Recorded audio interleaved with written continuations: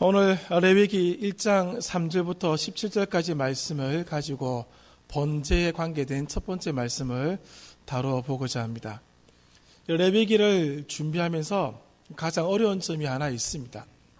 무엇인가 하면요, 자칫 잘못하면 강의가 됩니다. 학교에서 학생들을 가르치듯이 강의할 수가 있다는 것이죠. 왜냐하면 여기는 익숙하지 않은 내용들이 나옵니다. 단어 뜻을 설명해 줘야 되고 또 그 이유를 찾다 보면은 지루한 강의 시간이 될 가능성이 높습니다. 그렇게 되면 역시 레위기는 레위기야, 우리를 잠들게 해라는 생각이 들지요. 그래서 강의가 되지 않게 하려고 노력을 많이 해봅니다.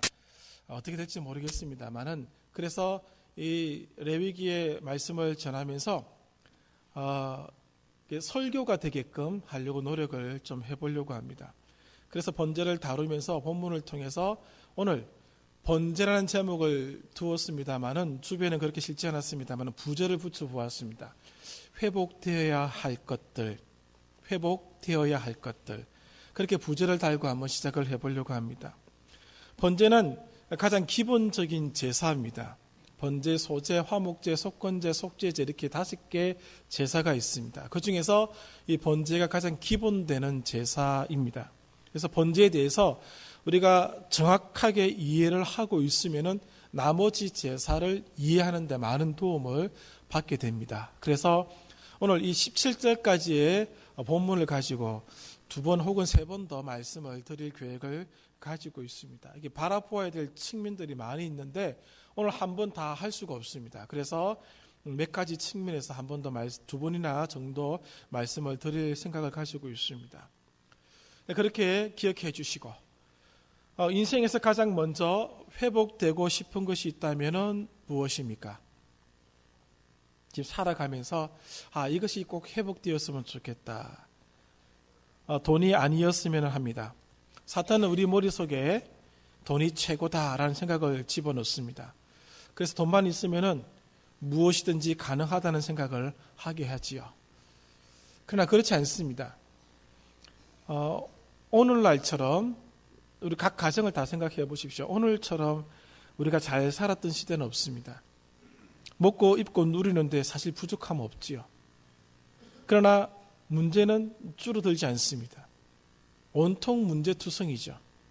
더 가시려는 그 악유의 다툼뿐입니다. 문제가 더 발생했습니다. 왜 그렇습니까? 물질이 풍요하지 않아서가 아닙니다. 무언가 방향을 놓쳤기 때문에 그런 것이죠. 신앙생활에서도 마찬가지죠. 회복하고 싶은 것들 있지 않습니까? 저는 가끔 드는 생각이 있습니다. 제가 컸던 교회, 부산의 교회, 거기서 2층 예배실이 있습니다. 제가 늘 앉아서 기도하던 장소가 있습니다. 꼭 한 번 더 가고 싶습니다. 한번 앉아보고 싶습니다. 그때처럼 1시간 반에서 2시간 동안 앉아 기도할 수 있을지 한번 앉아 있고 싶습니다. 아마 그 어릴 적에 나름대로 순수했던 그 모습이 저한테는 회복되었으면 좋겠다라는 그런 영역입니다. 분명히 전에는 가지고 있었는데 지금은 없는 그 무엇, 그것이 회복되었으면 좋겠습니다. 전에는 그렇게 살았는데 지금은 그렇게 살고 있지 않은 것들이 있지 않습니까? 무엇인가가 회복되기를 바라지만은 어쩌면 그 무엇인가가 무엇인지 모르는 그것이 오늘 우리의 문제가 아닌가라는 생각도 해보게 됩니다. 오늘 저는 이 번제를 다루고 있는 이 본문에 한정해서 우리가 회복해야 될 것들을 몇 가지 찾아보려고 합니다. 전부는 아니고 일부분입니다. 여기서 시작하면은 우리의 모습이 조금씩 회복되리라는 그런 믿음을 가지고 있기 때문에 그렇습니다. 그렇지만 번제에 대해서 조금 알아야 되겠죠. 번제는 말씀드린 대로 가장 기본적인 제사입니다. 번제를 드릴 때는 순서가 있습니다. 제사를 드리러 오는 사람을 가리켜서 어떤 책은 제사자라고 표현하기도 하고 또 어떤 책들은 예배자라고 표현하기도 합니다. 저는 예배자라는 용어를 선택했습니다. 예배자들이 예물을 가지고, 짐승을 가지고 하나님께 번제를 드리러 옵니다. 그 드리러 와서 회막 문 앞에 오는 그 순간 그 제물로 드려지는 짐승은 봉헌됩니다. 번제는 봉헌에서부터 시작합니다. 봉헌합니다. 그리고 봉헌된 그 짐승의 머리 위에 손을 얹어서 안수합니다. 그리고 그 안수한 짐승을 잡습니다. 도살합니다. 그리고 도살할 때 피는 땅에 함부로 흘리지 아니하고 받아냅니다. 받아내어서 제사장에게 주게 되어 있습니다. 그것을 받은 제사장은 번제단, 2월달 달력을 보시면 번제단 나오죠. 달력 괜히 준 거 아닙니다. 뭘 숫자만 보지 마시고 그림도 좀 봐주시면 고맙겠습니다. 번제단이 나오는데 약 높이가 1.5m, 이 세로 가로가 2m 2나 2m 5 정도 된다고 알려지고 있습니다. 그 주변에 피를 뿌립니다. 그게 네 번째 그렇게 하고, 다섯 번째 피를 뺀 그 제물을 예배자가 각을 떠서 잡습니다. 그리고 정강이와 내장을 씻어냅니다. 마지막으로 기름과 더불어 태워서 하나님께 불살라 드립니다. 이 순서대로 번제를 드리게 되어 있습니다. 그리고 대부분의 제사도 이 순서를 따릅니다. 거의 비슷합니다. 그렇게 해서 하나님께 번제를 드리게 되어 있습니다. 번제는 불살라서 연기가 하늘로 올라가시 태워서 하나님께 다 드리는 것이죠. 번제라는 말의 뜻은 히브리 말로 올라라고 표현합니다. 올라. 그 뜻도 올라가다라는 뜻을 가지고 있습니다. 완전히 불살라서 연기로 하나님께 올린다는 뜻입니다. 그게 번제입니다. 번제는 가장 기본적인 제사라고 말씀을 드렸는데 제사장들이 아침에 한 번 드리고 저녁에 한 번 드립니다. 그걸 상번제라고 합니다. 매일 드리니까 상번제입니다. 그리고 절기 때에 빠지지 않고 드리는 제사가 번제입니다. 혹 내가 나시린으로 서원하여서 그 나시린의 기간이 끝났을 때 감사하는 마음으로 번제를 드릴 수 있습니다. 무엇인가를 축하하기 위해서 번제를 드릴 수 있습니다. 소원한 바를 이루었기 때문에 감사하는 마음으로 번제를 드릴 수 있습니다. 이런저런 이유를 가지고 번제를 드렸던 기록들이 성경 전반에 쫙 깔려져 있습니다. 번제는 그런 성격을 가지고 있다는 것이죠. 하나님을 향한 열정을 표현했던 제사가 번제인 것이죠. 오늘 우리가 이렇게 예배드리는 이 모습도 번제의 모습의 일종이라고 생각하시면 되겠습니다. 그렇다면 이 번제를 다루고 있는 이 본문을 통해서 회복해야 될 것, 그 첫 번째는 예물에 대한 태도입니다. 지난주에도 예물에 관해서 잠깐 말씀을 드렸습니다. 번제에 드리는 예물은 반드시 가축 중에서 흠이 없는 수컷으로만 드리게 되어 있습니다. 암컷은 안 되느냐? 다른 제사에는 드릴 수 있습니다만 번제에는 허용이 안 됩니다. 이것은 지켜져야 됩니다. 예외적인 조건이 없습니다. 흠이 없다는 표현은 그 짐승이 출생해서 드려지기 전까지 어떠한 질병도 걸리지 않았고 어떠한 사고도 들지 않았던 아무런 흠이 없는 것으로 어린 양을 드리게 되어 있습니다. 어린 것들을 드리게 되어 있습니다. 소도 숫송아지입니다. 송아지고 염소도 1년 미만입니다. 비둘기도 새끼입니다. 모두 다 가축 중에서 드려야 되는 이유를 전에 말씀드렸죠. 대가를 치러야 된다는 것이죠. 하나님께 나아갈 때 그냥 나아갈 수 없습니다. 대가가 지불되어야 됩니다. 하나님이 우리를 용서하시고 우리를 받아주시는 데는 그냥이 없습니다. 반드시 대가가 들어갑니다. 다음이나 다다음 주에 말씀을 드리겠습니다마는 예수 그리스도라고 하는 대가를 치렀기 때문에 우리가 하나님 앞에 지금 나아가고 있지 않습니까? 값비싼 은혜입니다. 그래서 오늘 번제에는 반드시 가축 중에서 드리게 되어 있습니다. 그러면 한 가지 의문이 생기시죠. 비둘기는 어떻게 하라고? 집비둘기가 있고 산비둘기가 있다고 기록되고 있습니다. 여기 나오는 산비둘기와 집비둘기는 우리가 번역을 이렇게 해서 그렇지 집에서 기르는 비둘기로서 종류가 다른 것입니다. 다른 종류의 비둘기를 얘기한다고 그렇게 학자들은 얘기를 하고 있습니다. 그러므로 모든 번제물은 반드시 가축 중에서 드려졌던 것이지요. 왜 이렇게 귀한 것을 드리게 했는가 하면은 우리의 제사를 받으시는 그 하나님이 가장 좋은 하나님이기 때문에 그렇습니다. 하나님께는 가장 좋은 것을 받아야 합니다. 가장 좋은 것을 받으시기에 합당하신 분이십니다. 우리가 하나님께 예물을 드릴 때에 이러한 태도를 사실은 잊어버렸습니다. 언제부터인가 한국 교회 내에 헌금에 관한 얘기를 못하게 했습니다. 목사들도 헌금 얘기할 때 무엇인가를 이루기 위한 수단으로 헌금 얘기를 하기 시작했습니다. 제 말뜻 아시겠지요? 그렇게 되다 보니까 헌금이 왜 하나님께 드려져야 될 것인지를 놓쳐버리고 말았습니다. 이것 때문에 분쟁이 많이 생겼습니다. 하나님께 예배 드리는 자리에 잘못된 생각이 들어온 것이죠. 젊은 친구들을 제가 10수년간 가르쳤습니다. 헌금에 관한 질문을 받을 때마다 하는 질문이 있죠. 11조에 관계된 말씀이 신약 성경에 없지 않습니까? 주일 성수에 관계된 본문이 신약 성경에 없지 않습니까? 그런데 왜 11조를 바치라고 하고 왜 주일 성수를 하라고 하지요? 라고 묻습니다. 그런데 그렇게 질문하는 뒷배경 속에는, 뒷모습 속에는 무엇이 있는가 하면은 주일 성수 하지 않을 수 있는 정당성을 확보하려고 하는 마음이 있습니다.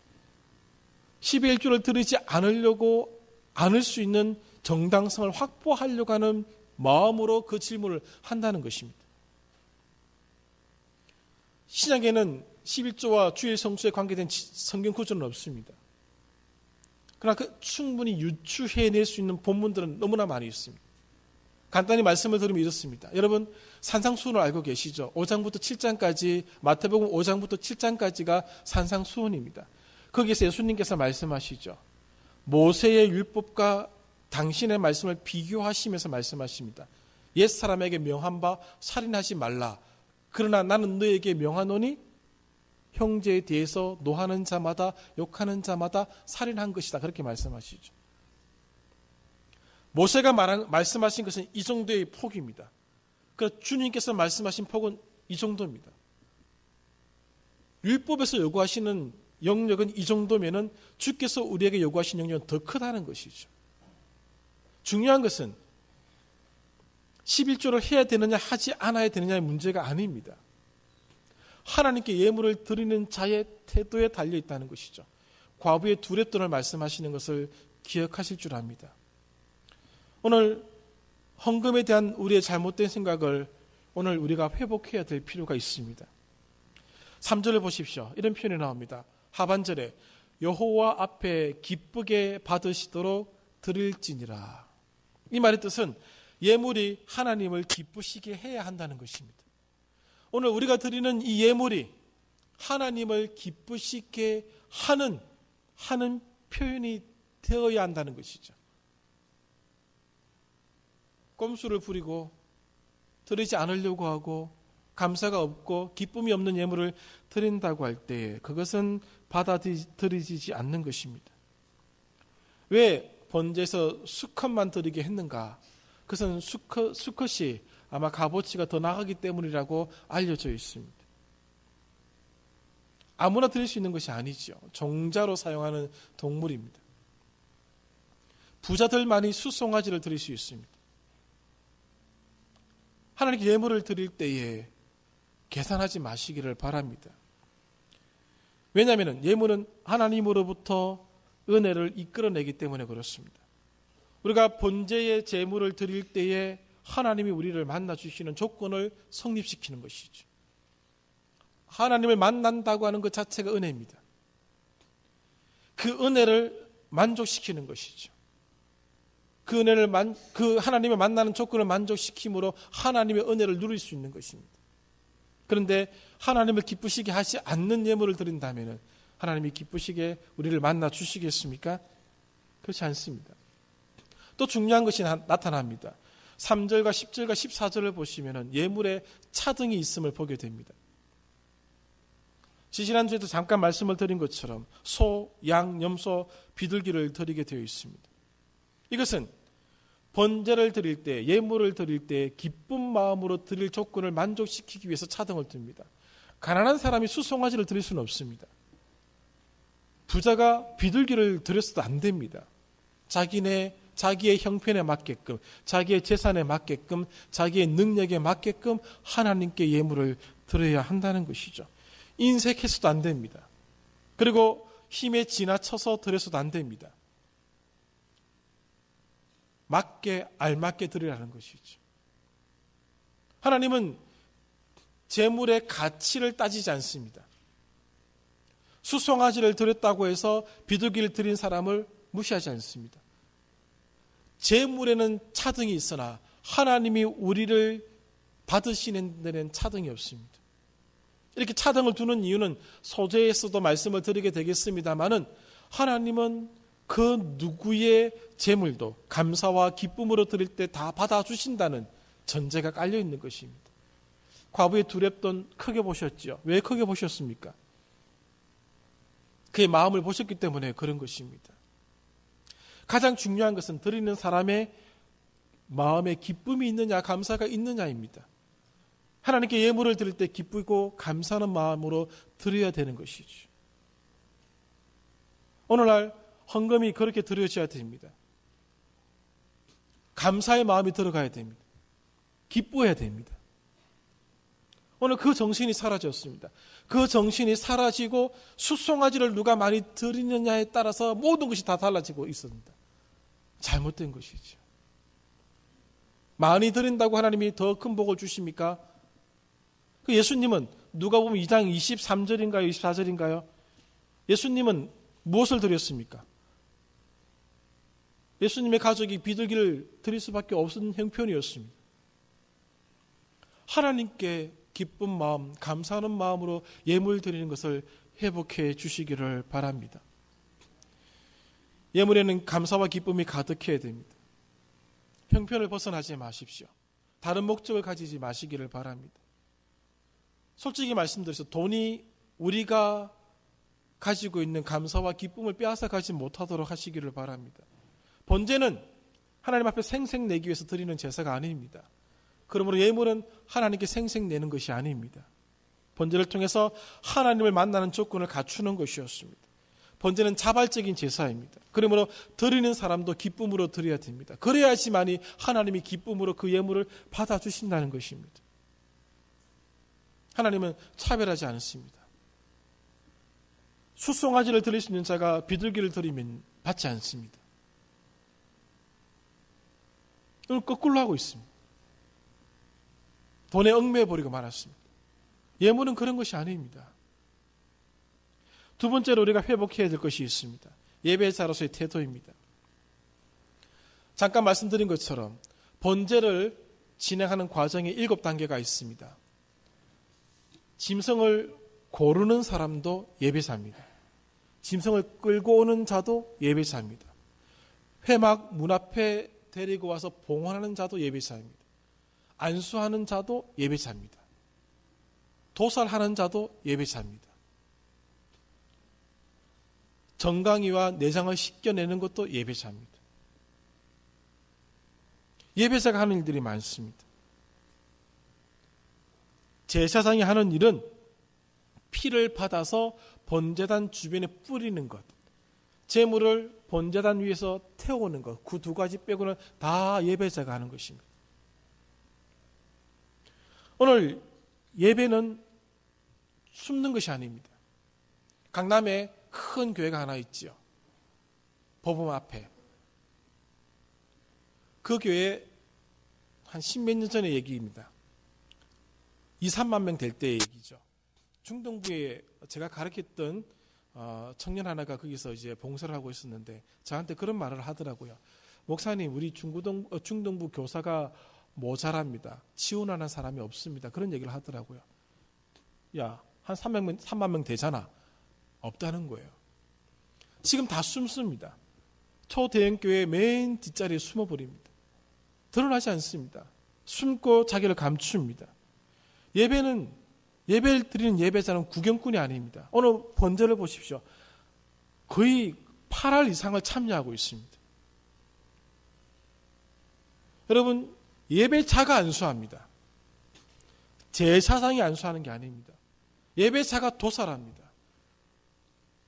예배자가 피를 받아냅니다. 예배자가 씻겨냅니다. 다 예배자의 몫이에요. 번제에서 예배자는 참여자였습니다. 적극적인 제사에 참여했음을 보여주고 있습니다. 굉장히 중요한 것입니다. 하나님과 자신과의 관계를 깊이 묵상하며 하나님을 만날 수 있는 조건들을 깊이 생각하며 그 제사에 참여를 했던 것이죠. 숨지 않았습니다. 적극적으로 자신을 드러냈습니다. 이 부분은 우리가 어떤 예배자가 되어야 할지를 보여주는 말씀이기도 한 것이죠. 그러므로 오늘 우리가 드리는 예배에 있어서 소홀히 해서는 안 됩니다. 숨지 마십시오.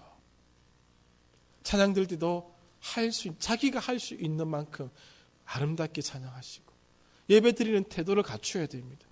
뭐 이렇게 해라 저렇게 해라 어떤 매뉴얼을 말씀드릴 수 없습니다만은 오늘 우리가 알지 않습니까? 저도 기억납니다. 옛날에 하나님께 헌금 드릴 때 할머니들 다리미로 그 구겨진 돈들 했죠. 하나님이 뭐 구겨졌다고 안 받으시고 뭐 펴졌다고 받으시고 그런 것이 아닙니다만 예배 드리는 자의 자세가 아니겠습니까? 헌금도 준비를 다 했지 않습니까? 저도 그렇게 가르침 받았습니다. 집이 가난해서 일시불로 헌금하기 힘드니까 그렇게 하시더라고요. 저희 모친께서 연초에 요거는 추수감사절 헌금 봉투, 요거는 성탄절 헌금 봉투 조금씩 나누는 겁니다. 하나님 앞에 예배 드리는 자세가 오늘 우리가 회복되어야 될 영역입니다. 또 듣기 싫은 얘기하면 싫을까봐 말씀을 드리지 않겠습니다만 우리가 번제를 통해서 기억해야 될 것은 예배를 통해서 완전한 헌신과 순종을 만들어내야 됩니다. 번제의 의미가 그것입니다. 완전한 헌신 다 태워드리지 않습니까? 이게 보십시오. 불살라 번제를 드릴지라 화재 불에 태워서 싹 다 드립니다. 번제에서는 동물의 가죽 외에는 다 하나님께 다 태워드립니다. 완전한 헌신과 순종을 의미하는 표현입니다. 그것을 통해서 하나님과 교제합니다.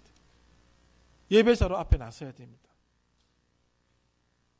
하나님 앞에 그런 마음이 있어야 된다는 것이죠. 오늘 우리의 마음이 예배자로서의 태도를 많이 잃어버린 것 같습니다. 그걸 회복했으면 좋겠습니다. 세 번째는 예수님을 믿는 목적입니다. 뜬구름 잡는 듯한 느낌을 주는 얘기가 될 수 있겠습니다만 4절을 보십시오. 하반절입니다. 그를 위하여 속죄가 될 것이라. 번제를 드리는 가장 중요한 목적이고 제사를 드리는 가장 중요한 목적이고 레위기 전체가 지금 말씀하고자 하는 이유가 여기 있습니다. 4절입니다. 속죄가 되는 것입니다. 예배자가 번제를 드림으로 받는 유익은 속죄가 주어진다는 것이죠. 예배자의 죄가 속해집니다. 하나님의 심판을 누그러뜨릴 수 있습니다. 번제를 통해서 예배자는 죄의 결과에서 자유롭게 됩니다. 하나님의 진노하심에서 벗어난다는 것이죠. 구약 성경의 제사는 인간의 발명품이 아닙니다. 하나님이 알려주신 것이죠. 그 신의 노예임을 달래는 그런 식의 일반 종교의 제사와는 완전히 다른 것입니다. 하나님의 존전 앞에 서게 해주는 것입니다. 코람데오라는 말을 많이 쓰셨죠.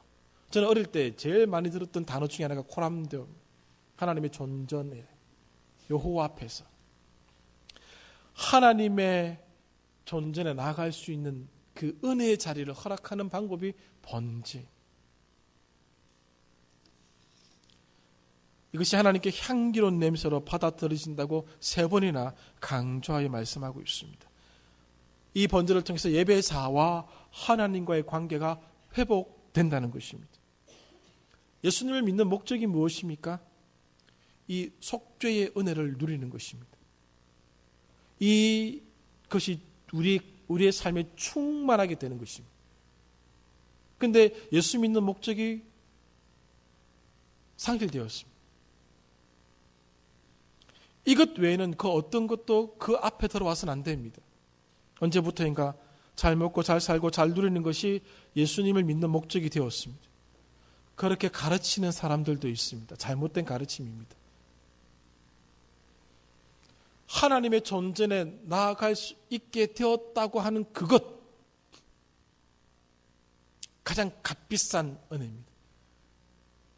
어떤 사람이 이 값비싼 은혜를 값싼 은혜로 전락시키고 있습니다.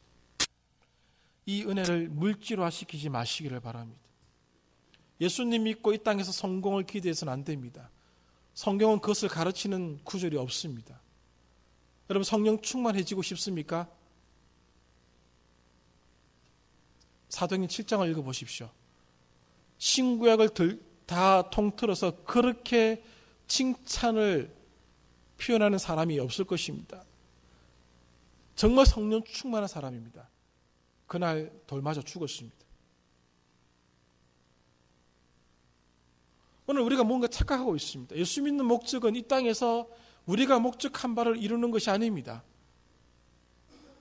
예수 믿는 목적은 하나님께서 우리에게 허락하신 이 속죄의 은혜를 누리는 것입니다. 그것이 우리 삶에 충만하게 만들어가는 것입니다. 그 모습이 상대방을 지압할 수 있는 모습으로까지 가는 것이죠. 저들은 죽음을 두려워하지 않는 그런 사람이구나라고 하는 것을 보여주는 것이죠. 히브리서 11장 12장을 읽어보십시오. 다 주의 사람들입니다. 예수 믿는 이유를 물질화시키지 마시기를 바랍니다. 기독교는 성공을 가르치지 않습니다. 오직 충성만 가르칠 뿐입니다.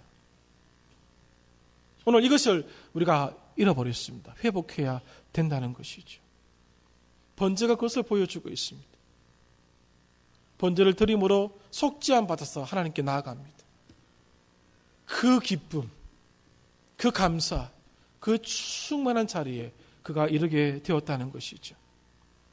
이 번제를 통해서 오늘 우리가 회복되어야 될 것들을 한번 생각해 보셨으면 좋겠습니다. 레위기의 말씀이나 다른 성경도 마찬가지입니다. 우리가 잃어버린 것들을 회복하라고 말씀하고 있습니다. 여러분들은 무엇을 잃어버리셨습니까? 무엇이 회복되어야 한다고 생각하십니까? 이렇게 한번 상상해 보십시오. 지금 내가 하나님을 만나 뵙기 위해서 하나님 앞에 서야 된다고 생각해 보십시오. 그럼 무엇을 더 갖추어야 될 것인지가 보일 겁니다. 무엇이 부족한지가 보일 겁니다. 나에게서 무엇이 사라졌는지가 보일 것입니다. 그것을 회복시키면 됩니다. 그러나 서둘러야 됩니다. 다음이라고 하는 것은 없습니다. 내일 하겠다라고 하는 것도 없습니다. 오늘 회복해야 됩니다. 오늘 레위기 1장 3절부터 17절까지 깊이 들어가지는 않았습니다만 이 표면적으로 있는 이 몇 가지 말씀들을 통해서 오늘 우리가 회복해야 될 것들을 찾으셔서 하나님 앞에 감사와 기쁨이 충만한 신앙의 삶을 누리시기를 간절히 소원합니다. 기도하겠습니다.